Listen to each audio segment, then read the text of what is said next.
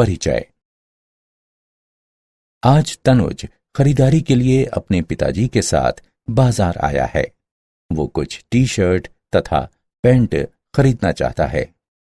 वो एक दुकान में प्रवेश करता है तथा विभिन्न प्रकार की रंगीन टी शर्ट्स देखता है।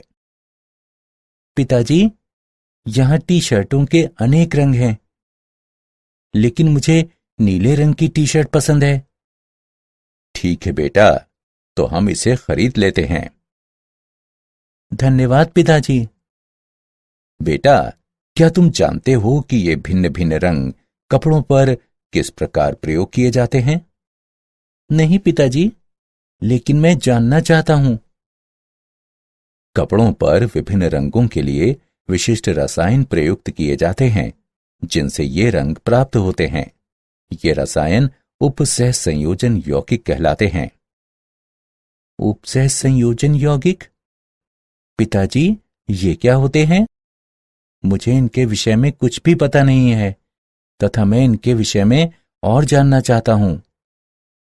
विद्यार्थियों, आज हम उपसह संयोजन यौगिक के बारे में विस्तार से अध्ययन करेंगे।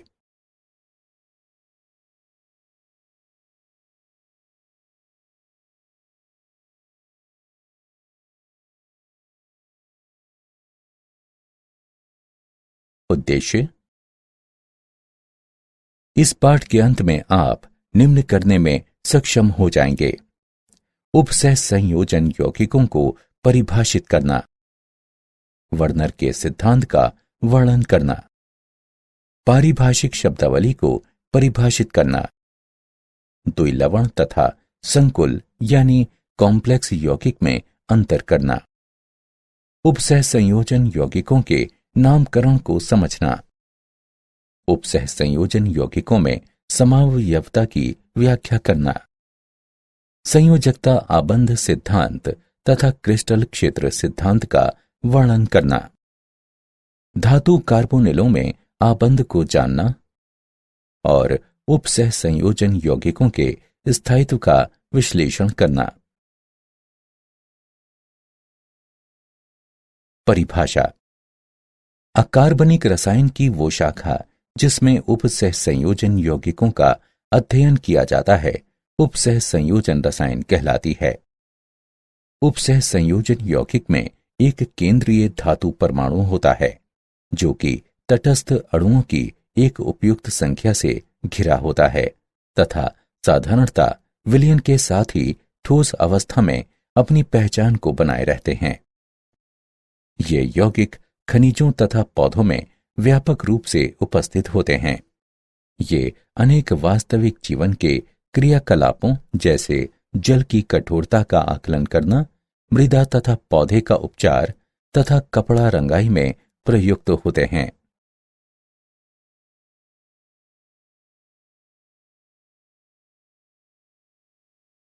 वर्नर का सिद्धांत।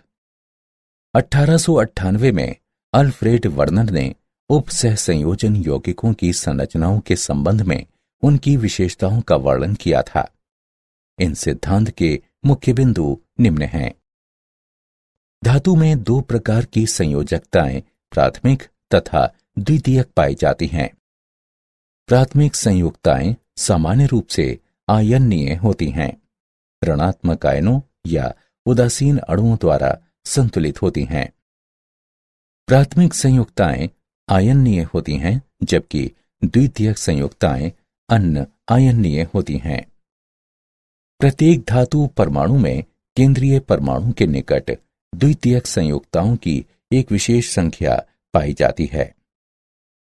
ये संयुक्ताएं केंद्रीय परमाणु के निकट आकाश में इस प्रकार से प्रक्षेपित होती हैं, जो कि उपसह संयोजन यौगिक को एक निश्चित ज्यामिति प्रदान करती हैं।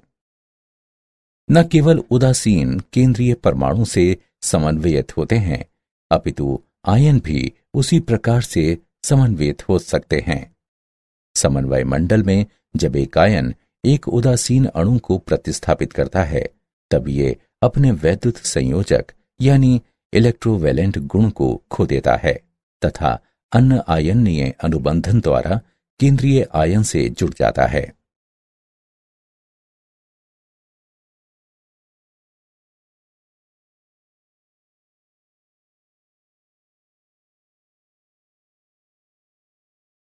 समन्वय सत्ता। एक संकुल यानी कॉम्प्लेक्स आयन एक विद्युत आवेश युक्त स्पीशीज है जिस पर कि दहन या ऋण आवेश पाया जाता है। इनमें केंद्रीय परमाणु या आयन तटस्थ अणुओं या नकारात्मक आयनों की एक उपयुक्त संख्या द्वारा घिरा होता है। उदाहरण CO, NH3, 4, Cl2। वो संकुल यानी कॉम्प्लेक्स आयन जिस पर धनात्मक आवेश पाया जाता है धनावेशित संकुल कहलाता है।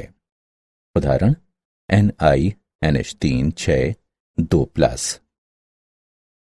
वो संकुल आयन जिस पर ऋणात्मक आवेश पाया जाता है ऋणावेशित संकुल कहलाता है। उदाहरण PtCl6 2-। वो संकुल यानी कॉम्प्लेक्स आयन जिस पर कोई भी आवेश नहीं पाया जाता है उदासीन संकुल कहलाता है। उदाहरण NiCO4।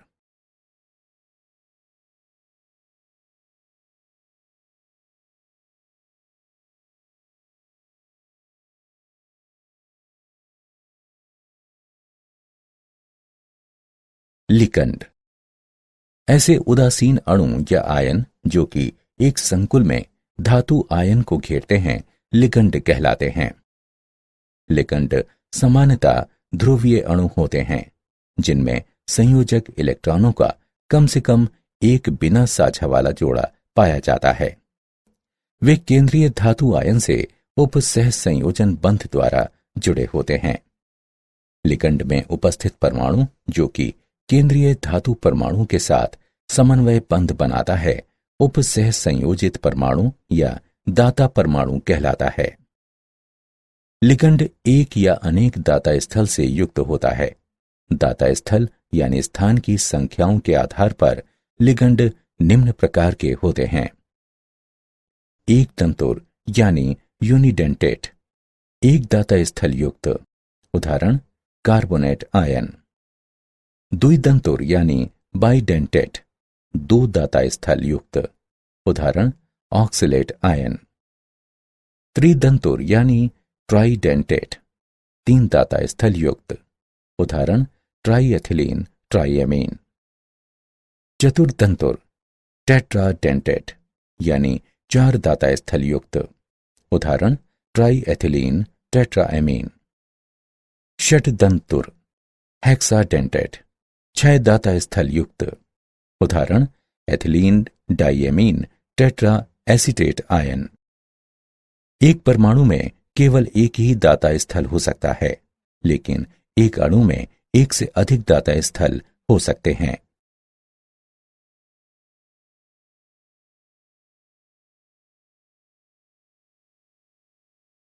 दंतुरता तथा किलेटन। जब एक बहुदंतुर लिगंड एक से अधिक दाता स्थल द्वारा स्वतः ही एक धातु आयन से संयोजित हो जाता है तो एक रिंग सदृश संरचना प्राप्त होती है। इस रिंग सदृश को कीलेट रिंग कहते हैं। Pt ट्राइन 2 धनात्मक कीलेटन का उदाहरण है। लिगंड धातु आयन के साथ संयोजित होकर एक रिंग सदृश संरचना का निर्माण करता है जिसे कीलेट लिगंड कहते हैं। लिगंड समूहों की संख्या लिगंड की तंतुरता को दर्शाती है। यदि दो उपसह संयोजित परमाणु एक समान होते हैं तो द्वितंतुर लिगंड सम्मित होते हैं। यदि दो उपसह संयोजित परमाणु भिन्न होते हैं तो वो असम्मित होते हैं। लिगंडों की कुछ विशेषताएं। आंतरिक धात्विक संकुल। जब लिगंडों में उदासीन तथा ऋणावेशित दोनों ही समूह उपस्थित होते हैं तो ये धात्विक धनायन के साथ संयोजित हो जाते हैं। ये संकुल का निर्माण करते हैं जिसमें उपसह संयोजन संख्या तथा धनायन का आवेश दोनों स्वतः ही बराबर होते हैं। लचीला दंतुर गुण। धातु आयन के साथ संयोजित होने के लिए बहुदंतुर लिगंड अपने सभी दाता परमाणुओं को प्रयुक्त नहीं कर सकते हैं। उदाहरण के तौर पर ethylene diamine tetra acetate ion यानी EDTA षटदंतुर या पंचदंतुर या चतुर्दंतुर लिगंड की तरह कार्य करता है। उभयदंती लिगंड, जब कुछ एक तंतु लिगंडों में एक से अधिक दाता परमाणु होते हैं, जिसके द्वारा वे केंद्रीय परमाणु से संयोजित हो सकते हैं।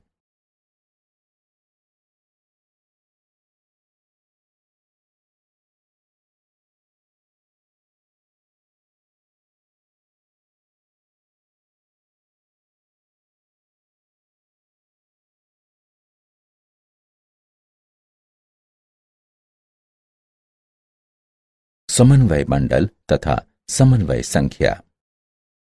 समन्वय मंडल संकुलों में केंद्रीय धातु आयन अन्य आयनीय लिगंडों के साथ जुड़ा होता है, तो ये समन्वय मंडल कहलाता है। वो भाग जो कि गुरु कोष्ठक के बाहर उपस्थित होता है, उपसह संयोजन मंडल कहलाता है। समन्वय मंडल में उपस्थित स्पीशीज अनआयनीय होती हैं। आयन मंडल में उपस्थित स्पीशीज आयनीय होती हैं। समन्वय संख्या। समन्वय मंडल में सभी लिगंड केंद्रीय धातु परमाणु के साथ जुड़े होते हैं, जिसे कि धातु परमाणु की समन्वय संख्या कहते हैं।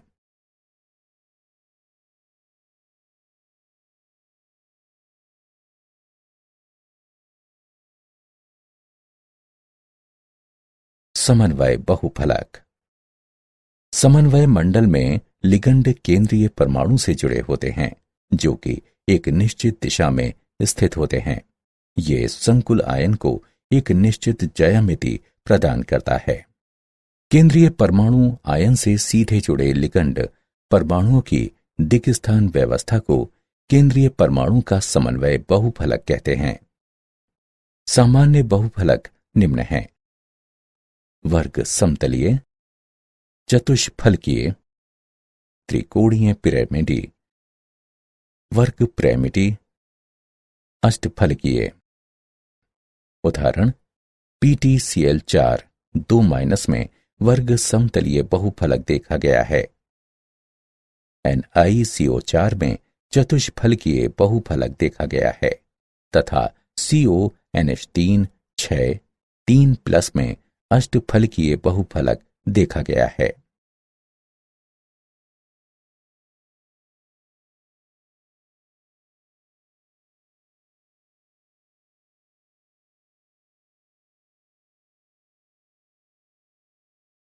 केंद्रीय परमाणु की ऑक्सीकरण संख्या।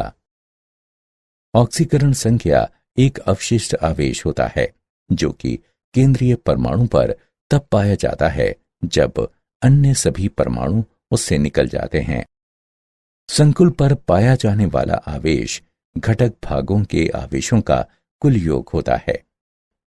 यदि संकुल उदासीन होता है तब घटकों के आवेशों का कुल योग 0 होता है। घटकों के आवेश का कुल योग ऋणावेशित या धनावेशित संकुल यानी कॉम्प्लेक्स के लिए समन्वय मंडल पर पाए जाने वाले आवेश के बराबर होता है। संकुल आयन पर कुल वैद्युत संयोजक आवेश आवेशित आयनों की संख्या जो कि उदासीन अणुओं को प्रतिस्थापित करने के लिए समन्वय मंडल में प्रवेश करते हैं, उनमें परिवर्तित हो जाता है।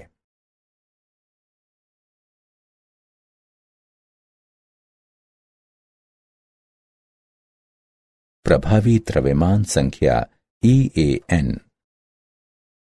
संकुल में केंद्रीय धातु परमाणु की प्रभावी द्रव्यमान संख्या की गणना दिए गए सूत्र द्वारा आसानी से की जा सकती है। EAN बराबर Z - ON + 2 CN, जहां Z केंद्रीय धातु परमाणु की द्रव्यमान संख्या है, ON केंद्रीय धातु परमाणु का ऑक्सीकरण संख्या है तथा CN केंद्रीय धातु परमाणु की उपसह संयोजन संख्या है। यदि प्रभावी द्रव्यमान संख्या अगली नोबल गैस की द्रव्यमान संख्या के बराबर होती है तो एक स्थायी संकुल यानी कॉम्प्लेक्स का निर्माण होता है। उदाहरण: FeCO5 की प्रभावी द्रव्यमान संख्या बराबर 26 - 0 +2 × 5 = 36 के बराबर है। प्रभावी द्रव्यमान संख्या नियम अनेक विषयों में लागू होता है। Ni2, CO2, Ag1 के संकुल सामान्यतः इस नियम का अनुसरण नहीं करते हैं। FeCl4-1 तथा FeCN6 3- में Fe इस नियम का अनुसरण कभी नहीं करता है।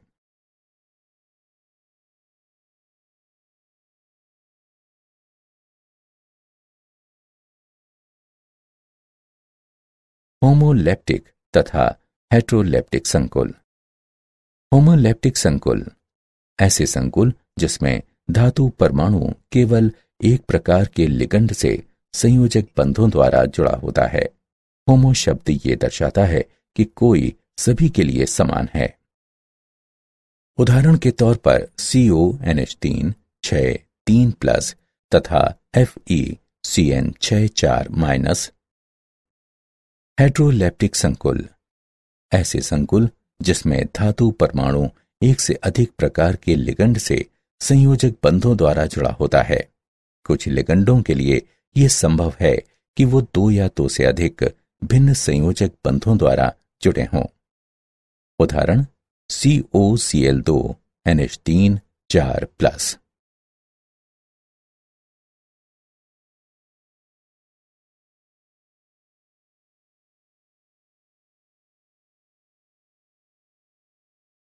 द्विलवण तथा संकुल यौगिक में अंतर। चलो अब द्विलवण तथा संकुल यौगिक के मध्य कुछ महत्वपूर्ण अंतर जानते हैं। द्विलवण में संयोजक बंध नहीं पाए जाते हैं, जबकि संकुल यौगिक में संयोजक बंध उपस्थित होते हैं। द्विलवण ठोस अवस्था में विद्यमान होते हैं, जबकि संकुल यौगिक ठोस अवस्था के साथ साथ जलीय विलयनों में भी विद्यमान होते हैं। द्विलवण जलीय विलयन में अपनी पहचान खो देते हैं, जबकि संकुल यौगिक जलीय विलयन में अपनी पहचान नहीं खोते हैं। द्विलवण में 2 लवण समान अनुपात में पाए जाते हैं, जबकि संकुल यौगिकों में 2 आयनों से मिलकर बना होता है, जो कि समान अनुपात में हो भी सकते हैं और नहीं भी। द्विलवण में धातु आयन अपनी सामान्य संयोजकताओं को दर्शाते हैं, जबकि संकुल लवण में धातु आयन अपनी प्राथमिक तथा द्वितीयक संयोजकताओं को दर्शाते हैं।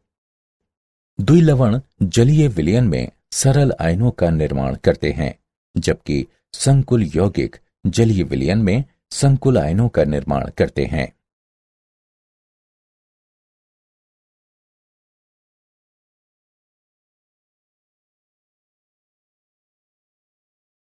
उपसह संयोजन यौगिकों का नामकरण। उपसह संयोजन यौगिक तथा संकुल सूत्रबद्ध होते हैं तथा इनके जो नाम अपनाए गए हैं वे international union of pure and applied chemistry यानी IUPAC की अनुशंसाओं पर आधारित हैं। नियम 1। धनायन का नाम ऋणायन से पहले लिखा जाता है। नियम 2। स्पीशीज जो कि समन्वय मंडल में स्थित होती हैं एक ही शब्द में लिखी जाती हैं। नियम 3। लिगंडों को अंग्रेजी वर्णमाला के क्रम में लिखा जाता है तथा उनकी संख्याओं को डाई, ट्राई, टेट्रा इत्यादि से प्रदर्शित किया जाता है। नियम 4। H2O को एक्वा कहा गया है, NH3 को एमीन कहा गया है, NH2 को एमाइन कहा गया है तथा ऋणावेशित लिगंडों के नाम के अंत में O आता है। नियम 5। ऋणावेशित संकुल के अंत में एट लगा होता है। उदासीन तथा धनावेशित संकुलों में कोई भी परिवर्तन नहीं होता है। नियम 6।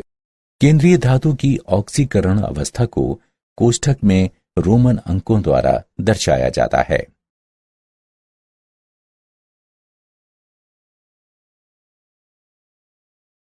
बहुकेंद्रकीय उपसह संयोजन यौगिकों का नामकरण।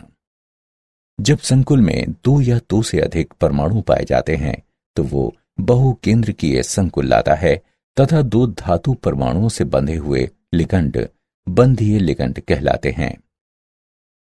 ऐसे लिगंडों के नाम में म्यू वर्णमाला इन लिगंडों के नाम से पहले लिखी जाता है तथा अन्य संकुल से हाइफन द्वारा पृथक होते हैं। उदाहरण, इस उपसह संयोजन यौगिक को tetraammine cobalt 3 mu amido mu nitro tetraammine cobalt 3 nitrate के नाम से जाना जाता है।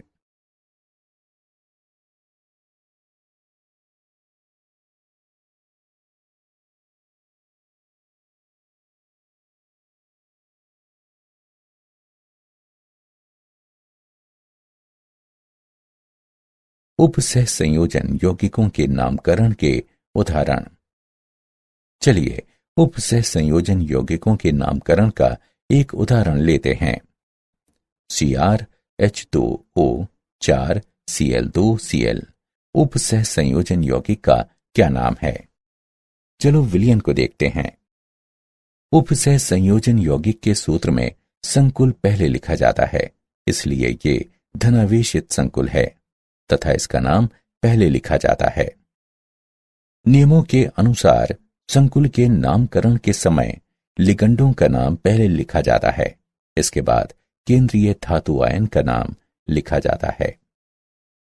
लिगंडों को वर्णमाला के क्रम में लिखा जाता है, अतः एक्वा पहले आता है तथा उसके बाद क्लोरो आता है। केंद्रीय धातु परमाणु की ऑक्सीकरण संख्या +3 है तथा ये रोमन अंकों में कोष्ठक में लिखी जाती है। क्लोराइड ऋणायन होता है।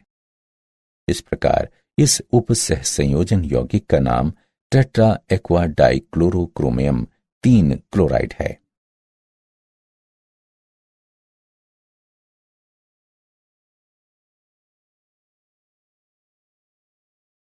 उपसह संयोजन यौगिकों का सूत्र लिखना।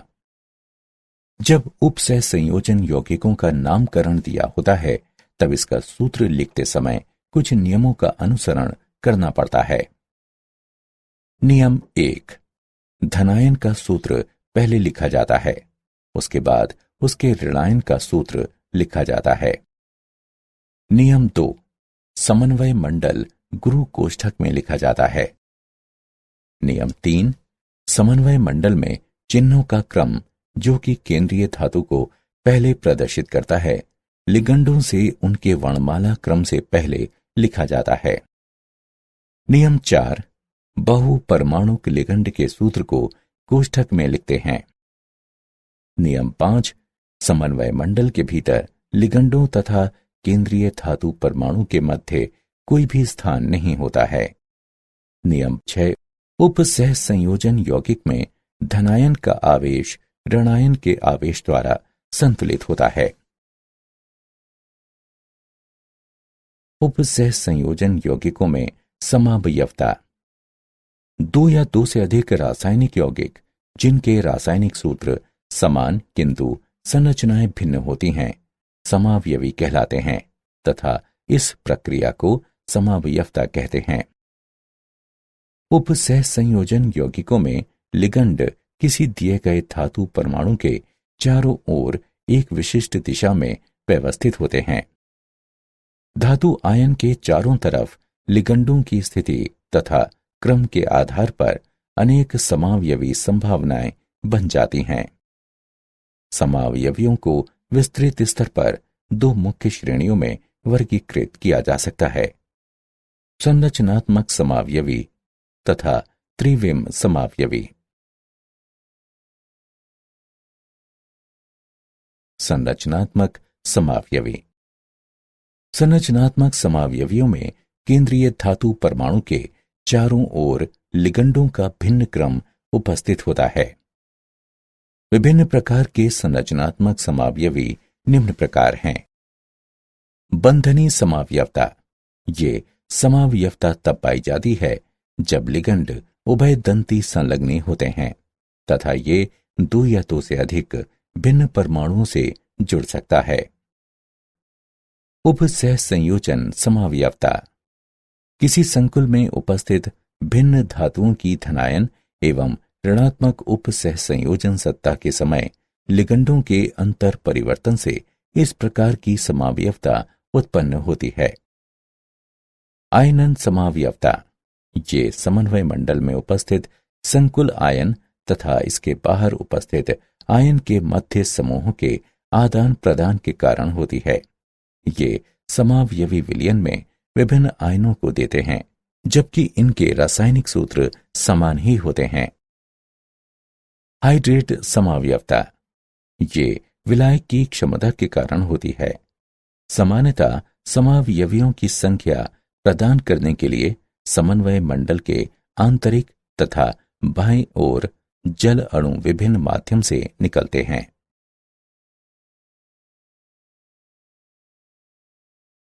त्रिविम समावयवता।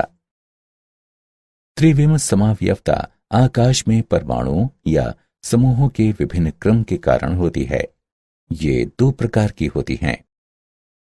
ज्यामितीय समावयवता। इस प्रकार की समावयवता हेटेरोलेप्टिक संकुलों में पाई जाती हैं, जिनमें लिगंडों की भिन्न ज्यामितीय व्यवस्थाएं संभव हो सकती हैं।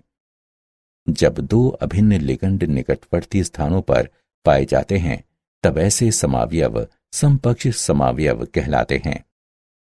जब दो अभिन्न लिगंड एक दूसरे के विपरीत क्रम में पाए जाते हैं, तब ऐसे समावयव विपक्ष समावयव कहलाते हैं। Ma2B2 प्रकार के 4 उप सहसंयोजन संकुल तथा Ma4B2 प्रकार के 6 उप सहसंयोजन संकुल ज्यामितीय समावयवता दर्शाते हैं। ध्रुवण समावयवता। ध्रुवण समावयव एक दूसरे के तर्पण प्रतिबिंब होते हैं, जिन्हें एक दूसरे पर अध्यारोपित नहीं किया जा सकता। इन्हें प्रतिबिंब रूप या एनेंटिओमर कहते हैं। प्रतिबिंब रूप या एनेंटिओमर समतल ध्रुवित प्रकाश से भिन्न प्रकार से प्रतिक्रिया करते हैं। प्रतिबिंब रूप या एनेंटिओमर जब समतल ध्रुवित प्रकाश को क्लॉकवाइज यानी घड़ी के घूर्णन दिशा में मोड़ देता है, तो उसे दक्षिण ध्रुवण घूर्णक कहते हैं, तथा जब समतल ध्रुवित प्रकाश को एंटी क्लॉकवाइज यानी घड़ी के घूर्णन दिशा के विपरीत नहीं मोड़ता है, तो उसे वाम ध्रुवण घूर्णक कहते हैं। 3 द्विदंतुर लिगंडों से युक्त 6 उप सहसंयोजन संकुल केवल ध्रुवण समावयवता को दर्शाते हैं।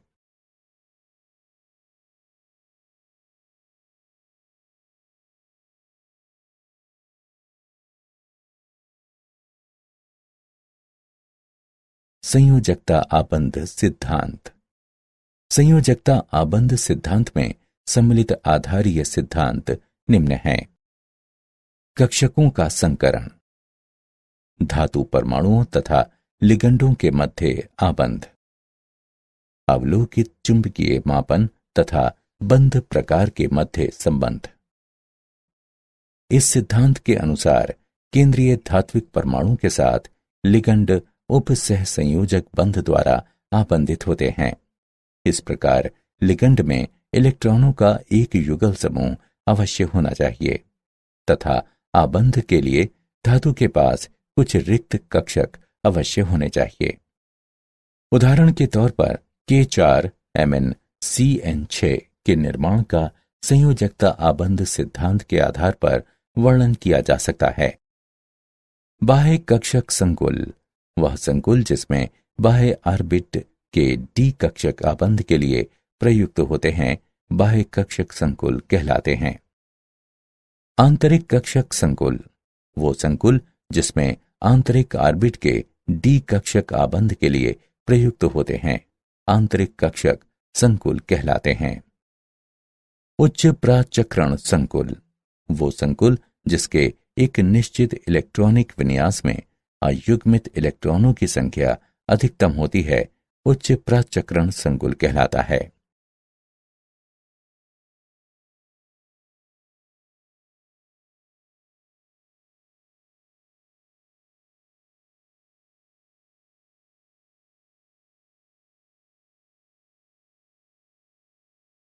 संयोजकता आबंध सिद्धांत की सीमाएं। संयोजकता आबंध सिद्धांत की मुख्य सीमाएं निम्न हैं। ये उप सह संयोजन यौगिकों द्वारा दर्शाए गए रंगों का स्पष्टीकरण नहीं देता। ये सिद्धांत दुर्बल तथा प्रबल लिगंडों के मध्य विभेद नहीं करता।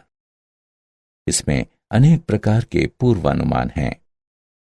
ये 4 समन्वयी संकुलों के लिए चतुष्फलकीय तथा वर्ग समतल संरचनाओं का सही अनुमान नहीं लगा पाता।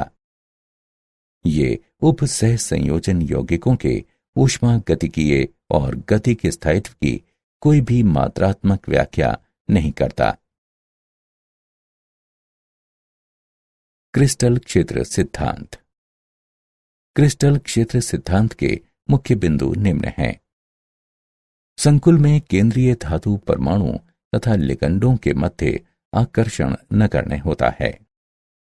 संकुल में केंद्रीय धातु परमाणु आवेश के एक धनात्मक आयन, जो कि ऑक्सीकरण अवस्था के बराबर होता है, उससे संबंधित होता है। केंद्रीय धातु तथा लिगंडों पर उपस्थित इलेक्ट्रॉन के मध्य प्रतिकर्षण बल होता है। इसलिए इलेक्ट्रॉन्स डी कक्षकों को, जो कि लिगंडों के प्रवेश की दिशा से सबसे अधिक दूर हैं, घेर लेते हैं।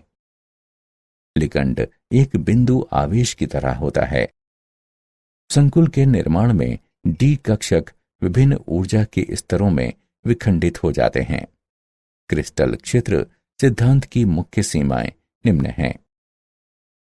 ये अवधारणा कि लिगंड एक बिंदु आवेश है प्रायोगिक तौर पर सही नहीं है, क्योंकि ऋणायन लिगंड के समीप प्रबल क्षेत्र होना चाहिए, किंतु उनमें से अधिकतर में ये नहीं होता है। ये सिद्धांत लिगंड तथा केंद्रीय परमाणु के मध्य आबंध की सह संयोजक प्रवृत्ति का संज्ञान नहीं देता है।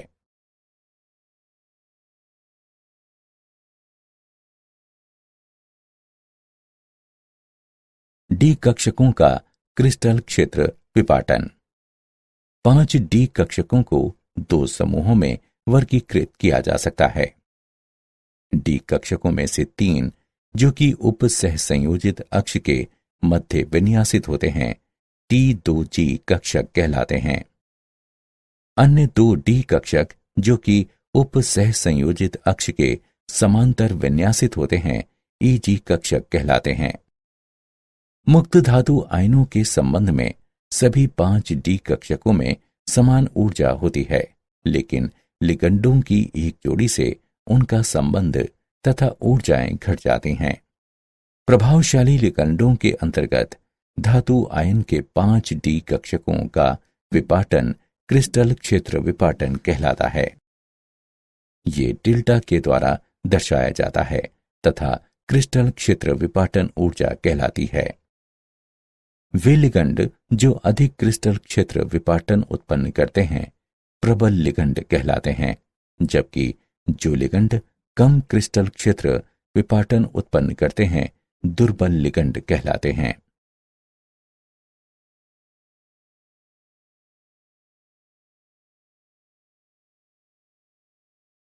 अष्टफलकीय तथा चतुष्फलकीय संकुलों में क्रिस्टल क्षेत्र विपाटन। अष्टफलकीय संकुलों यानी कॉम्प्लेक्सों में 6 लिगंड उप सह संयोजित अक्ष के साथ केंद्रीय धातु आयन से जुड़े होते हैं। ऐसा अक्ष DX2 घटा Y2 तथा DZ2 कक्षक होता है। इन कक्षकों के स्तर में कक्षकों के T2G से अधिक ऊर्जा होती है। चतुष्फलकीय संकुल यानी कॉम्प्लेक्स में 4 लिगंड शंकु के एकांतर कोण तथा शंकु के केंद्र पर केंद्रीय आयन घेर सकते हैं। इस स्थिति में कक्षक का T2G समूह संबंधित निकटवर्ती लिगंडों से जुड़ा होता है तथा इसलिए डी कक्षकों के T2G समूह में कक्षकों के EG समूह की अपेक्षा अधिक ऊर्जा पाई जाती है। डेल्टा T तथा डेल्टा O में संबंध दिया गया है। डेल्टा T बराबर 4/9 डेल्टा O।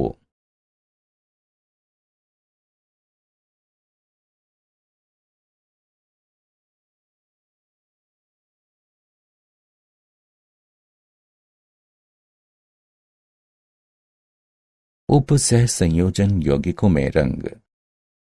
संकुलों का रंग स्पेक्ट्रम के दृश्य क्षेत्र में प्रकाश के अवशोषण तथा पूरक रंग की किरणों के कारण होता है। डी कक्षकों में उपस्थित इलेक्ट्रॉनों द्वारा ऊर्जा अवशोषित की जाती है तथा ये निम्न ऊर्जा वाले डी कक्षकों से उच्च ऊर्जा वाले डी कक्षकों की ओर उत्तेजित हो जाते हैं। जब ये निम्न ऊर्जा वाले डी कक्षकों में वापस आते हैं तब ये ऊर्जा को प्रसारित करते हैं।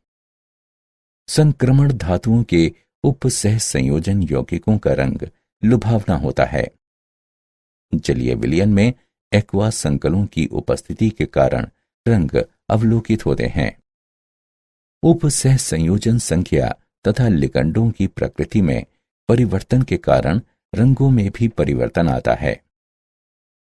ऑक्सीकरण अवस्था में परिवर्तन के कारण रंग में भी परिवर्तन आता है।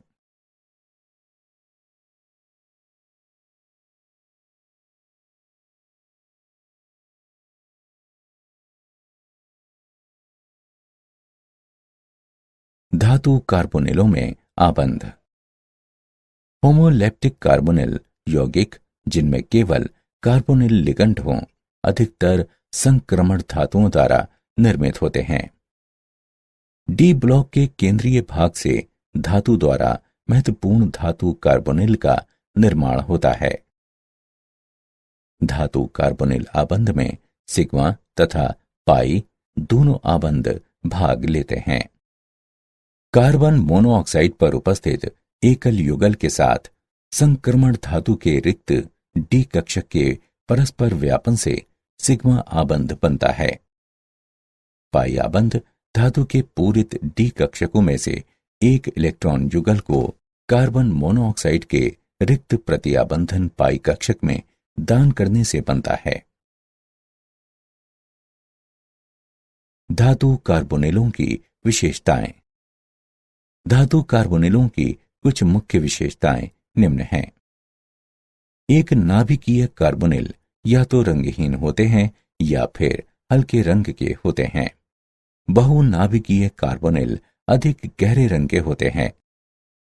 धातु कार्बोनिल कमरे के ताप तथा दाब पर अधिकतर ठोस अवस्था में पाए जाते हैं, सिवाय लोहा तथा निकेल कार्बोनिल के जो कि तरल अवस्था में होते हैं।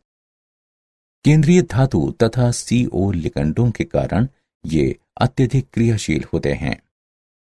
एक नाभिकीय कार्बोनिल वाष्पशील तथा विषैले होते हैं। अधिकतर धातु कार्बोनिल हाइड्रोकार्बन विलायकों में घुलनशील होते हैं। धातु कार्बोनिल औद्योगिक उत्प्रेरकों तथा जैव संश्लेषण में अग्रदूतों की भांति प्रयोग किए जाते हैं।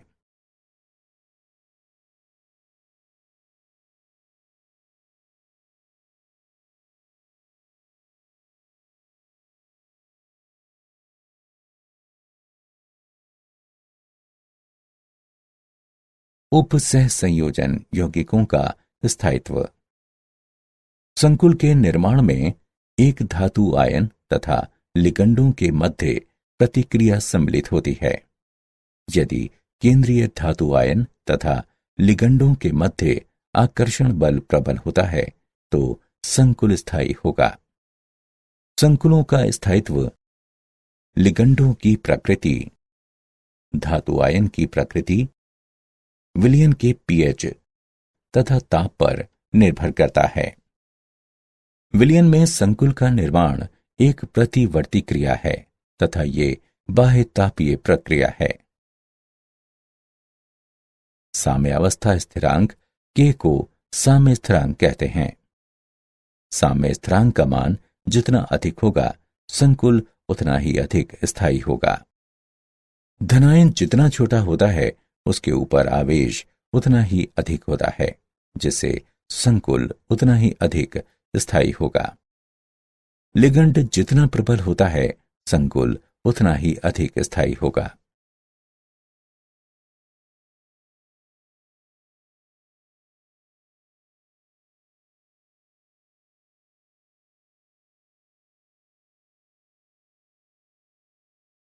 उपसह संयोजन यौगिकों का अनुप्रयोग।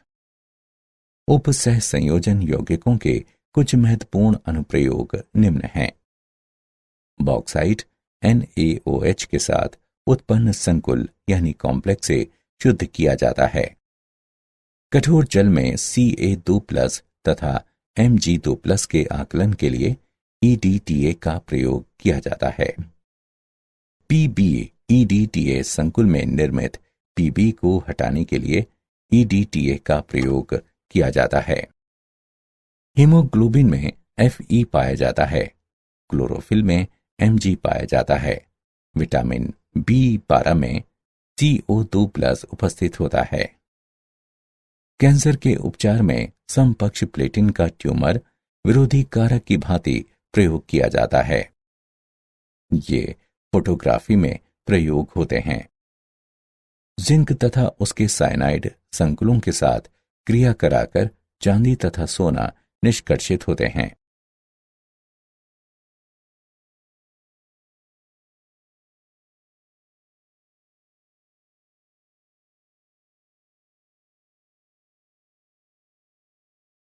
क्या आप जानते हैं उपसह संयोजन यौगिकों का उपयोग वैद्युत लेपन में किया जाता है।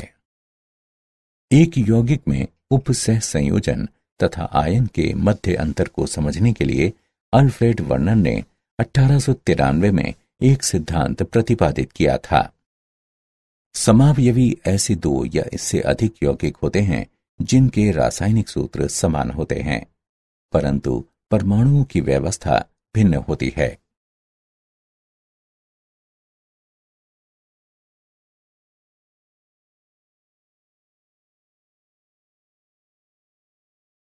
सारांश। आइए हमने जो कुछ सीखा है उसे संक्षेप में दोहराएं। उपसह संयोजन यौगिक में एक केंद्रीय धातु परमाणु पाया जाता है जो कि उदासीन अणुओं की एक उपयुक्त संख्या द्वारा घिरा होता है तथा सामान्यतः ये विलयनों के साथ साथ ठोस अवस्था में अपनी पहचान को बनाए रखता है।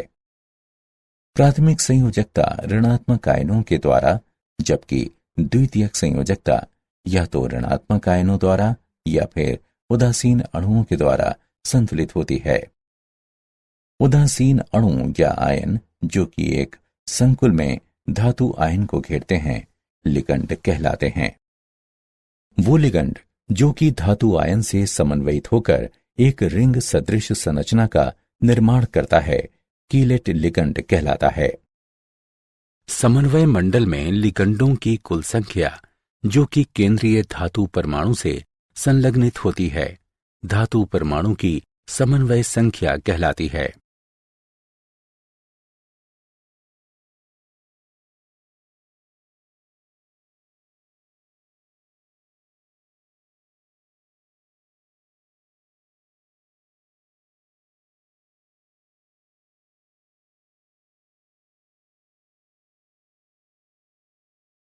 केंद्रीय धातु के चारों ओर संरचनात्मक समावयव में लिगंडों के विभिन्न क्रम पाए जाते हैं।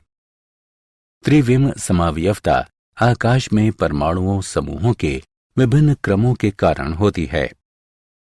वो संकुल जिसके एक निश्चित इलेक्ट्रॉनिक विन्यास में अयुग्मित इलेक्ट्रॉनों की संख्या अधिकतम होती है उच्च प्राचक्रण संकुल कहलाता है। महत्वपूर्ण धातु कार्बोनिल्स D ब्लॉक के केंद्रीय भाग से धातु द्वारा निर्मित होते हैं।